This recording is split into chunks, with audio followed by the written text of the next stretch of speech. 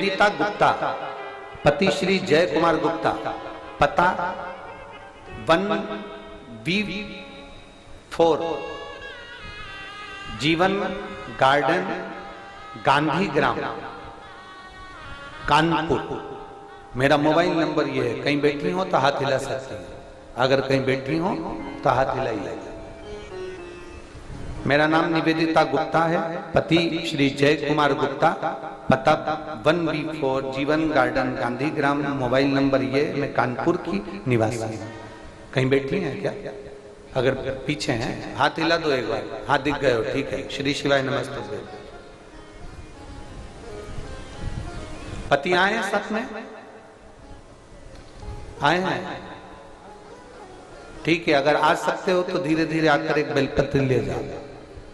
धीरे धीरे आना, आराम से। मेरे पति का स्वास्थ्य फरवरी 2023 में खराब हुआ। उनको एक ऐसी बीमारी हो गई जो लाखों में एक को होती है। हमने इससी बीमारी कभी किसी को नहीं देखी। भोजन करने वाली आहार नली में छाले पड़ गए, और आहार नली में छाले पड़ते पड़ते पड़ते पड़े पूरे मुंह में छाले पड़ गए। फिर धीरे धीरे उनको फंगस इन्फेक्शन होने लगा और पूरे छाले उनके शरीर में निकल गए। पूरा शरीर छालों से भरा गया। फरवरी का महीना 2023 की बात गुरुदेव। हम लोगों ने 10-12 दिन तक डॉक्टरों को दिखाया। ऐसा कोई डॉक्टर कानपुर का, लखनऊ का, गोरखपुर का नहीं बचा जिसको हम ना दिखाए। फिर दिल्ली भी हम लोग दिखा, सारे डॉक्टरों का इलाज करवाया, पर कोई फर्क नहीं आया। छाले पड़ते पड़ते उनकी जिभान में छाले वाली जगह पर छेद होना चालू हो गया, और छेद पूरा जीवान के अंदर हो गया। जब ये बीमारी डॉक्टर के भी पकड़ में नहीं आ रही कि कौन सी बीमारी है कि जिसमें शरीर में छाले पड़ गए, शरीर के अंदर छाले पड़ गए, और उस छाले वाली जगह पर छेद होना प्रारंभ हुआ। जो जीवान में छाला हुआ था उसमें छेद होना चालू हो गया, और बहुत लंबा छेद उस जीवान के अंदर हो गया। बीमारी का पता ना कानपुर वालों को लगा, डॉक्टरों को ना कहीं लगा। हम उनको नागपुर भी ले गए, लखनऊ भी ले गए, हम उनको दिल्ली भी ले गए, पर मेडिकल के अंतर्गत इसके कोई इलाज नहीं। डॉक्टर ने कहा यह गंभीर बीमारी है। हम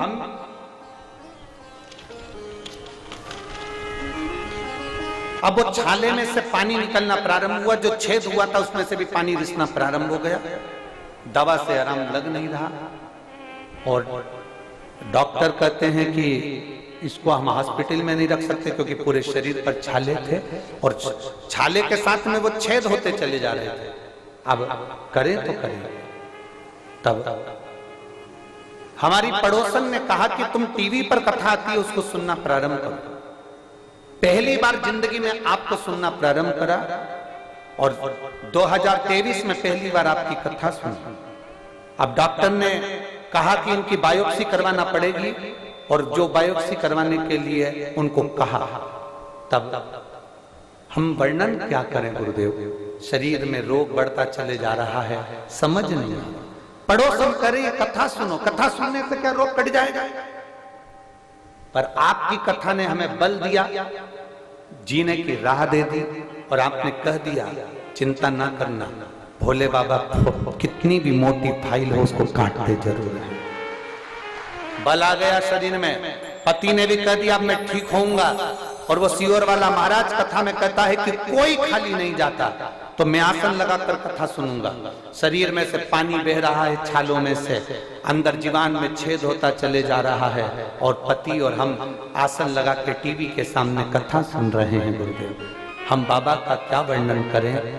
धीरे धीरे शरीर के छाले में से पानी निकल गया। फिर हम डॉक्टर को दिखाने के लिए गए, तो डॉक्टर ने कह दिया था इसको एक बड़ी बीमारी हो गई है। पर जब हम डॉक्टर को बायोप्सी कराने के लिए वापिस गए, वापिस जाने पर डॉक्टर कहता है कि इनकी तबीयत ठीक नहीं, इनको वापिस घर ले गए। हमने पशुपति व्रत करना प्रारंभ करा।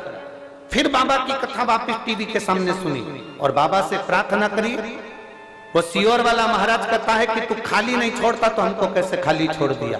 तब बाबा बाबा है गुरुदेव। और हमारी दूसरी जांच जब करने के लिए गए तो जीवाणु का छेद भी भरा चुका था और बायोप्सी रिपोर्ट भी अच्छी आई और मेरे पति पूर्ण तरह से ठीक हो गए। मैंने बाबा से प्रार्थना करी थी जिस दिन मेरे पति ठीक हो जाएंगे, जहां कथा होगी वहां जाऊंगा। और बाबा की कृपा से आज मैं कथा सुनने के लिए कुबेरेश्वर बाबा की पवित्र भूमि पर पंडाल में आया हूं। गुरुदेव, थोड़ा बहुत रोग रह गया था। हम 3 दिन से इस जमीन पर सो रहे हैं। बाबा की कृपा से हम पूरी तरह से ठीक हो चुके हैं। हम बाबा को यहाँ नमन करने के लिए, ये शिव तत्व है, ओ घड़ी है शिव।